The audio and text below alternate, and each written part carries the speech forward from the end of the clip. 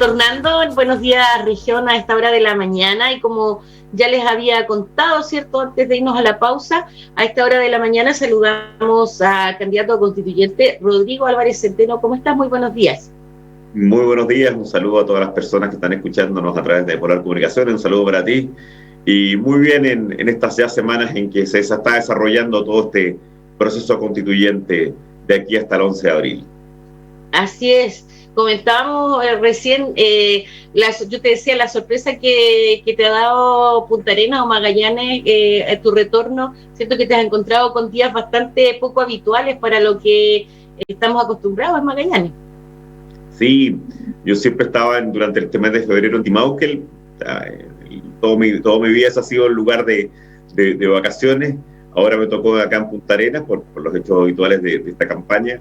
Pero igual sorprendido por los preciosos días que hemos tenido. Antes de ayer estuve en la zona de San Juan y hacia el sur, hacia Cabo Froward, y era impresionante ver la cantidad de personas disfrutando del sol, disfrutando de la playa, bañándose en aguas del estrecho. Así que sí, han sido días muy, muy gratos, muy agradables, y al parecer, como comentábamos fuera de cámara, durante febrero vamos a tener un clima especialmente agradable. Así es. Y bueno, y en este retorno también, además de encontrarte con estos días maravillosos, ¿cierto?, de sol, imagino que también te has encontrado con muchos conocidos, muchos amigos que tal vez no veías hace mucho tiempo. ¿Cómo ha sido esa recepción, ese reencuentro con gente que tal vez no había una relación tan cercana hace algún tiempo? Encontrarte con, no sé, compañeros de colegio, tal vez vecinos, en fin. No, a ver, con respecto a los que son amigos o compañeros de colegio o aquellas personas con las que uno trabajó en estos 9 años alejados de toda actividad política, sí había mantenido profundamente el contacto, no solo por venir acá a descansar, sino porque varias de mis actividades profesionales como abogado se desarrollaban con personas acá en Magallanes, con empresas magallánicas o con amigos a los cuales ayudaba como abogado. Así que ese grupo, la cercanía era permanente. Más cercanos, claro. Pero sí, evidentemente donde hay un cambio es la ciudadanía que uno se encuentra caminando por las calles, o no sé, cuando vas a la zona franca, o cuando vas al mall, o cuando el otro día te subías a una barcaza para ir a Tierra del Fuego. Claro, ahí te encuentras con mucha gente que no es que te conozca como amigo, como cercano, pero que sí que te conocen en el rol anterior público. Y por lo tanto ahora es más natural acercarse a conversar y a plantearte ideas o problemas, y ha sido un retorno, por supuesto, con mucha gente desde la diferencia, desde la opinión distinta, lo que está muy bien, lo que es muy válido. Ha sido muy grato hasta ahora las conversaciones, o la relación ha sido excelente. Y como te digo, porque lo más importante en esto es tratar de mantener ese espíritu de manera transversal y general.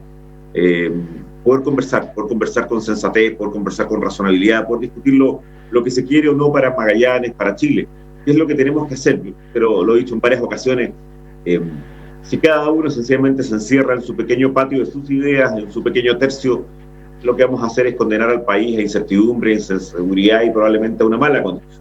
Entonces hay que estar disponible a conversar, y he tenido la oportunidad de hacerlo con mucha gente, tanto aquellas que pueden pensar parecido a yo, como a mí, como mucha gente que piensa totalmente distinto. Y eso me ha sido muy agradable en estos primeros días de campaña. El otro día en una fila en una notaría o en una fila del banco, ponerse a conversar con las personas y que te planteen sus ideas, por supuesto, realmente te planteen, como te decías, sus críticas o visiones discrepantes, pero ha sido una buena experiencia, muy buena experiencia, más allá del contacto con amigos, compañeros de curso, compañeros de colegio, o personas con las cuales uno ha trabajado en el mundo privado en estos 9 años. Vamos a la materia que nos convoca. Uno de los temas que has indicado que te interesa muchísimo es la descentralización y la desconcentración del poder, pensando en el poder justamente local y regional. ¿Qué propuestas tienes o ideas en esta materia específicamente? Mira, esto lo he señalado en varias ocasiones, esto es una reforma completa, una parte importante de la Constitución. La Constitución, para que todos sepamos, tiene capítulos, y cada uno de esos capítulos trata de algunas materias o algunos temas que son esenciales para la organización del Estado o para los derechos de las personas. Por ejemplo, tiene un capítulo tercero, que trata de todo lo que son nuestros derechos como personas. Tiene un capítulo segundo que trata de la nacionalidad y la ciudadanía. Tiene capítulos que tratan del Poder Judicial, capítulos que tratan del Poder Legislativo, del Poder Ejecutivo, de la Contraloría. Y un capítulo muy importante, pero que está en los del final de la Constitución, trata del gobierno regional y de los gobiernos locales. La verdad es que ese capítulo, que si bien se ha perfeccionado desde 1980 a la época, es el que tenemos que tocar las claves, y al mismo tiempo tocar la clave de un concepto amplio que está en el artículo 3, que es la descentralización y la desconcentración. Evidentemente, en esto se puede haber avanzado, pero estamos a mucha distancia de lo que se quiere. ¿Qué propuestas en concreto? Primero, la incorporación de las facultades de las regiones en la Constitución, en materia, por ejemplo, en ciertas materias económicas, en materia de gasto público, en materia de definición de determinadas atribuciones o desarrollo o áreas de fomento en cada una de las regiones. Hemos tenido hace pocos días una polémica sobre las leyes de excepción, y yo creo que está resuelta con atribuciones que tengan específicamente las regiones. En segundo lugar, hay que profundizar lo que es el gobierno comunal, una verdadera nueva etapa total, que es el gobierno de las comunas. Lo conversaron otro día en las mismas pantallas de Polar Comunicaciones con Vladimir Urquiza. Es imprescindible que ese gobierno, el gobierno de los municipios, esté mucho más consagrado en Constitución. Tiene que estar también consagrado en la Constitución en tercer aspecto, que los fondos nacionales. Hoy día los fondos nacionales los define finalmente el Ministerio de Hacienda. Yo fui subsecretario de ese ministerio en conversaciones con el Congreso y finalmente una ley que es la ley de presupuesto. Pero el poder y la atribución central es muy fuerte y tenemos que lograr que parte de esa definición y decisión de uso de recursos no solamente estén ubicados en las regiones, sino que también estén decididos por las regiones. Son cosas distintas, por eso he hablado de descentralización y desconcentración del poder, que son cosas distintas. Una cosa que uno diga, mire, si en cada región se tendrá que gastar tal cantidad de recursos, podrán atribuir tal cantidad de recursos. Otra cosa es que sea la región la que decide dónde se gasta. Ahí tienes 3 o 4 ideas: una en materia de atribuciones de los gobiernos locales, 2 en materia de atribución de recursos a las regiones, 3 en materia de atribución del gasto a las regiones, 4, y agregamos cuarto. Yo creo que la figura de gobernador regional y delegados presidenciales todavía hay que profundizarla más. Vamos a elegir el 11 de abril por primera vez gobernador. Pero ya hay dudas y algunas visiones de cuáles facultades están entregadas a uno, cuáles están entregadas a otro. Bueno, eso. Este tiene que ser, como un resumen, un esfuerzo gigantesco de cambiar el modelo de poder. Las constituciones tienen un gran camino, que son los derechos y obligaciones de las personas, y un segundo gran camino, que es la organización del Estado. Y acá necesitamos una organización del Estado en que supere uno de los problemas de Chile. Uno de los problemas de Chile es el excesivo centralismo, y la forma de solucionarla es con descentralización y con una regionalización mucho más profunda de la que tiene la actual Carta Fundamental. El otro día conversábamos, pero no alcanzamos a profundizar más en ello, pero señalaba que otro aspecto importante en trabajar son los derechos. Los derechos como la salud, la educación, las pensiones, mencionabas. ¿Sientes que no se ha avanzado en estos temas? No, y esto es lo primero que hay que decir, porque yo creo que es la forma de analizar este problema con profundidad y con sensatez. Chile ha cambiado muchísimo y ha avanzado muchísimo desde que tenemos la Constitución de 1980. De ahí en adelante han pasado 40 años donde Chile, y quiero decirlo desde ya, la mayor parte de esos años estuvieron gobiernos de los cuales yo no era parte, o sea, yo estaba en la oposición, pero hay que reconocer los extraordinarios avances en muchas materias que ha tenido Chile. Pero una de las muestras de lo distinto que puede ser un país con otro es que el país de hoy día, que el que va a redactar la Constitución hoy día, tiene 16 veces más recursos que el país que redactó la Constitución del 80. 16 veces más recursos. El ingreso promedio de un chileno cuando se redactó la Constitución del 80 era $2.300, que el ingreso promedio hoy día per cápita son más de $26.000. Por lo tanto, la capacidad de responder al Estado a los derechos sociales es distinta. No para todos, y esto creo que es ser sumamente realista y al mismo tiempo sumamente serio. Pero para ciertos derechos la capacidad del Estado puede ser distinta. Y yo creo que forma parte de la petición de los magallánicos y de los chilenos de este nuevo pacto social. Es decir, mire, hay ciertas cosas que yo creo que el Estado de Chile puede hacer mejor en beneficio de las personas. El capítulo 3 tiene 26 grandes categorías de derechos. Muchos de ellos están ya extraordinariamente desarrollados. Otros de ellos hay que profundizar. Otros de ellos hay que agregar. Por ejemplo, hay que consagrar como un principio y como un derecho la libre competencia real, verdadera, dentro del orden público económico. Pero en estos derechos sociales que te he aludido, y no en otros, no tenemos capacidad económica para todo, pero sí en estos derechos, como son libertad, en temas educacionales, salud, vivienda y pensiones, podemos tener una respuesta mejor. Se ha avanzado mucho, por ejemplo, en educación, no tengo ningún problema en decirlo. El segundo gobierno de la presidenta Bachelet hizo una reforma gigantesca en cuanto a recursos para educación. todavía estamos en desarrollo y en aplicación de esa gran reforma. El presidente Piñera está discutiendo una gran reforma en materia de pensiones. Todo eso va a significar una gran cantidad de recursos. Pero creo que el Estado de Chile, en este nuevo pacto social, tiene una mejor capacidad para responder a las necesidades de las personas en esas 4 áreas. Por ejemplo, en pensiones es imprescindible, y además es imprescindible porque ha aumentado la expectativa de vida, es imprescindible porque ha aumentado el número de años que tenemos que trabajar, es imprescindible al mismo tiempo porque tenemos una situación grave a futuro. Porque también quiero decirlo con mucha sensatez y razonabilidad, porque la situación actual, o sea, la mejora de las pensiones hoy, de las personas que hoy día están pensionadas o que hoy día van a pensionarse, la solución rápida es la reforma previsional que está en discusión. Por lo tanto, la solución rápida va más por los presidentes o presidentas de Chile y los diputados o senadores de Chile, que van a poder encontrar una solución para el corto plazo.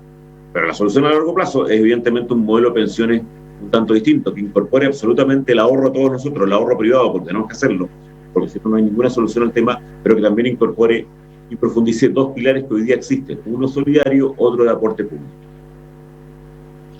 Ahora bien, en relación al tema de educación que señalaba, ¿cierto? Que se hizo esta gran reforma que aún está en camino, ¿qué otros aspectos sientes tú que son necesarios incorporar ahí? Una vez más, hay que insistir en que la Constitución es ese marco general. La Constitución no desarrolla todas las políticas públicas, no desarrolla en detalle todos los elementos básicos para los temas educativos. Yo creo que en esta materia, tanto en la reforma de la segunda administración del presidente Bachelet, como en general también en otros casos, hay que recordar que la primera gran reforma educacional después de la década del 90 la hace el presidente Frei, y han pasado 20 años de eso. Después hizo el presidente Laco, después hace una muy profunda la presidenta Bachelet, también hizo una en el primer gobierno del presidente Piñera. Eso ha ido haciendo bastante salto. Probablemente esas políticas públicas son las que hay que tocar directamente. En la Constitución, evidentemente, hay 2 o 3 discusiones que están pendientes. Una sobre todo lo que es el sistema completo o la educación como pilar completo. ¿Cuál va a ser el rol del Estado en esa educación completa? Es decir, desde el niño o el pequeño o la pequeña que tiene que estar en sala cuna hasta el final. ¿Cuál va a ser la visión del Estado en cuanto a la educación superior? ¿Cuál va a ser la visión del Estado y de las comunas en cuanto a, finalmente, el modelo educativo público? Pero al mismo tiempo hay que mantener, y yo creo que profundizar, lo que es la posibilidad de que los sectores privados y que muchas instituciones sin fines de lucro también participen del proceso educativo. Y también hay que robustecer, incluso con capacidad de exigencia, el rol de los padres. El rol de los padres sigue siendo y va a seguir siendo, al menos en mi visión, absolutamente fundamental. Ellos tienen el derecho prioritario a la educación de sus hijos. El punto está que también hay que darle instrumentos a esos padres para poder exigir, y esto es muy importante, y para poder fiscalizar esa educación que le dan a sus hijos todos los organismos públicos, sean cualquier característica. Ahí tienes 3 o 4 ideas que van saliendo y que van a formar parte de este debate. El tema educativo, tanto en su extensión, como la responsabilidad del Estado, como fortalecer la responsabilidad del sector de los padres, van a ser buenos temas de educación de ese capítulo 3 de la Constitución. Tal cual, porque lo que existe hoy día, ¿cierto?, queda como un poco ambiguo en el fondo, ¿cierto?, cuando se dice derecho a la educación o derecho a la salud, pero falta el cómo, digamos.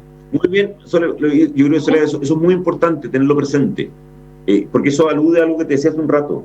Cuando uno lee el capítulo 3 de la Constitución, que es el que establece, como te decía, los derechos y las obligaciones en su momento, y así o sí, ha sido reconocido como una muy buena articulación jurídica, ha sido reconocido internacionalmente como un capítulo a analizar, pero exactamente ocurre lo que tú dices, que tiene algunas frases que en ocasiones garantiza una libertad, que en otras ocasiones garantiza un derecho a algo. ¿Por qué ocurrió eso? Porque estamos hablando de una Constitución que se redacta en la década del 70. Por tanto, muchos de los derechos en realidad son expectativas sociales, son algo a lo cual podemos aspirar, nos gustaría aspirar. Por supuesto, se fue profundizando durante los años, tanto en los elementos constitucionales, como te decía hace un rato, en las políticas públicas. Se fue mejorando, evidentemente. Ya te lo decía, o sea, los gobiernos, que yo no participé en ellos, avanzaron muchísimo en cada una de estas piezas, pero eran piezas, como te digo, pensadas y modeladas en su momento como como algo óptimo, como un deber ser, como una expectativa. Por eso decía que hoy día podemos mejorar esa reacción, podemos cambiar esa obligatoriedad. No en todo, y quiero insistir en eso, aunque sea poco popular, hay que decirlo, porque lo peor de este proceso es exagerar las expectativas. No podemos en todo, pero sí como país, y precisamente en aquellas áreas que más han pedido los chilenos y los magallánicos: pensiones, educación, salud, vivienda, se puede hacer mucho más. ¿Por qué? Porque el país hoy día, precisamente porque hemos tenido un salto de 40 años totalmente distinto a aquel que participó. Y estos tienen que ser los debates de estas 155 personas, estos tienen que ser los debates de esta Convención Constituyente para finalmente proponerle un texto a los magallánicos y a los chilenos de un nuevo modelo constitucional para los próximos décadas. Ahora, en relación al tema como el derecho, a propósito de derechos, el derecho a la libre competencia, ¿cierto? Donde existen distintos instrumentos por los cuales, en definitiva, se facilita o se incrementa de alguna manera, podríamos decir, rivalidad empresarial, pensando, digamos, una competencia en los mercados. Mira, una de las cosas que además me ha tocado oír, he evolucionado mi pensamiento, por así decirlo, si debe o no estar en la Constitución. Nuestro sistema de libre competencia, que está establecido, es uno de los más modernos de toda América. El sistema de la competencia empieza a surgir por allá por 1959, pero en realidad se perfecciona profundamente a partir de 1974. Y es un sistema que dice que está basado en una premisa, que es la competencia libre y la competencia leal entre actores del mercado. Pero cuando uno ve el desarrollo de los últimos años, se da cuenta que ha habido casos absolutamente inaceptables. Una de las materias que yo enseño como profesor de Derecho, particularmente en la Facultad de Derecho de la Universidad Católica, es precisamente el derecho de la competencia. Y en Chile hemos tenido casos que son absoluta y brutalmente escandalosos, de materia de colusión, de materia que se pusieron de acuerdo empresas en productos que eran absolutamente esenciales para las personas. Durante un tiempo en que además, correctamente, durante ese tiempo se creía que estas figuras debían tener multas, pero no debían ser delitos. Hoy día sabemos, y la evidencia internacional nos muestra, que es preferible que sean delitos, o sea, que tengan pena de cárcel. Y eso es lo que hoy día tienen. Pero yo creo que es imprescindible que en la Constitución, dentro de sus principios económicos, ya te decía, la Constitución tiene un conjunto de derechos, tiene una organización del poder. En esa organización del poder tiene un conjunto de principios económicos: la responsabilidad fiscal, la atribución legal de los impuestos, o sea, una serie de normas que forman parte, por así decirlo, del rayado de cancha económico del país. En ese rayado de cancha económico del país, yo creo que debe estar consagrado como principio, como lo han ido incorporando algunas organizaciones y algunos otros países, la libre competencia. Hoy día sencillamente nos habla de la libertad de desarrollar una actividad económica, de la actividad de desarrollo, pero vamos a tener que establecer, porque eso le da incluso más fuerza a nuestra legislación de libre competencia, que la competencia en Chile debe ser libre, debe ser leal y, por supuesto, no poder ser afectada por decisiones que son ilegales y ahora delictuales de personas del sector privado, de grupos empresariales, etc. Rodrigo, bueno, ayer, 10 de febrero, una fecha clave para las candidaturas en términos de lo que indica el CERVEL respecto de las campañas. Vimos un amplio despliegue de tu candidatura en diferentes medios, y hubo también crítica de aquello, sobre todo por las redes sociales, en términos del gasto de campaña, que pudiera significar en este minuto, digamos, que estamos viviendo un gasto excesivo de recursos versus la situación económica que se vive en el país producto de la crisis sanitaria y todo lo que estamos viviendo. ¿Qué respondes a eso? Vi alguna crítica, no mucho, pero vi alguna, me parece inadecuado. A ver, en primer lugar, es bien importante. Es la ley la que determina los recursos que se pueden utilizar, y yo voy a utilizar recursos muy menores a los que la ley permite, precisamente porque estamos en una situación distinta. Segundo, y creo que es bien importante, este es un proceso clave para los próximos 40 años de Chile, y creo que una de las cosas que más me preocupa, y en eso los medios de comunicación tienen un rol tremendo, es que hay mucho desconocimiento del proceso que se va a vivir el 11 de abril. Yo he recorrido ya Porvenir, Puerto Natales, Punta Arenas, y bastante fuerte Punta Arenas, y hay mucha gente que no tiene muy claro ni el proceso en sí ni los candidatos. Por tanto, la forma de dar conocer el proceso y los candidatos es sin duda alguna también a través de los medios de comunicación, a través de despliegues de campaña.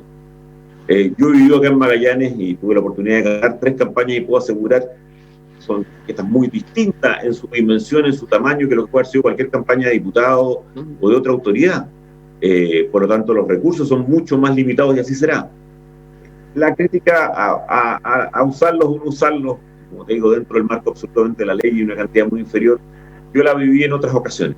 Pero también quiero decir una cosa que a veces las personas olvidan, ¿cierto? No es que uno los recursos los esté, por así decirlo, tirando a la basura, no, son a través de trabajo, las mismas frases radiales, comunicación a través de trabajos que van a la propia economía y que van al propio desarrollo de ciertas actividades o medios, o en un momento dado las personas o las reuniones que puede haber, etcétera, son recursos que son utilizados directamente y que no se tiran a la basura, que es lo que a veces me llama la atención que la gente cree. No, al contrario, esto forma parte, evidentemente, del buen trabajo, el adecuado trabajo o de los cobros que te exigen determinadas instituciones para poder difundir tus ideas, y eso me parece absolutamente legítimo. En cuanto a recursos, va a ser, te puedo asegurar, muchísimo menos que lo que la ley permite y que lo que hacen las campañas también han ido cambiando en términos de cómo se daban años atrás respecto del buen uso, digamos, de los espacios públicos, por ejemplo. Antes había bastante más papelería, bastante más pintura. Mira, yo recuerdo, probablemente tú algunas de ellas recuerdas, pero yo recuerdo los candidatos siempre recordamos con más claridad nuestras propias campañas, por así decirlo, porque requiere un esfuerzo gigante. Yo recuerdo mi primera campaña, que fue en 1995, se han pasado 24 años de esa primera campaña. Yo tenía 31 años, hoy día tengo 54, la vida pasa rápido. La estructura de una campaña en esa época era radicalmente distinta. Probablemente los magallánicos recuerdan que todas las campañas transversalmente hubieran tenido tomados los postes de la luz con sus letreros, pero hemos tenido cientos de estos letreros palomas que se llaman los parques públicos. Bueno, nada de eso va a ocurrir ahora. Ya no ocurrió en mi última campaña por una decisión personal, pero tampoco va a ocurrir. Otras cosas porque alguna materia lo prohíbe la ley, otras cosas por decisión. Los masivos casa a casa son imposibles de hacer en esta materia en este tiempo de pandemia. Otra razón para usar, probablemente uno de los elementos de crítica que tú me señalabas ayer era que había salido más de lo normal en redes comunicacionales. Bueno, una de las razones es porque ya no puedes hacer. Yo tengo anotado y recordado la cantidad de miles de casas que visité en un casa a casa en mis 3 campañas de diputado. ¿Por qué? Porque teníamos absolutamente georreferenciado y seguíamos. Y había un número de casas por día que uno podía visitar. Bueno, nada de eso se puede hacer ahora, lógico, por pandemia. Por lo tanto, uno tiene que también tener una decisión o un uso de recursos en los medios de comunicación para poder difundir algo que es muy importante. Y termino con eso. Para mí, y creo que es bien relevante que nos demos cuenta, hay niveles de desconocimiento, hay niveles de no saber, de incertidumbre de qué se va a votar. 4 votos tienen los magallánicos el 11 de abril, alcalde, concejal, y por primera vez gobernador regional, y esperemos por una sola vez, con candidato a la constituyente. Y eso es necesario difundirlo. Bien, Rodrigo, te agradezco muchísimo esta conversación esta mañana, que tengas una excelente jornada, ojalá puedas disfrutar también del lindo día. Muchas gracias, que esté muy bien, y un saludo a toda la gente que nos escucha y nos ve por las comunicaciones. Muchas gracias. Buen día. Igual para ti. Ya son las 8 de la mañana con 58 minutos, así es que nos vamos a ir a una breve pausa para volver inmediatamente con nuestra próxima invitada. Vamos a estar conversando con Marcela Baratelli, que también es candidata a constituyente, para saber también sus opiniones, ¿cierto?, su visión respecto de los temas que hemos estado conversando y otros también, por supuesto. Así que no se vayan porque ya volvemos.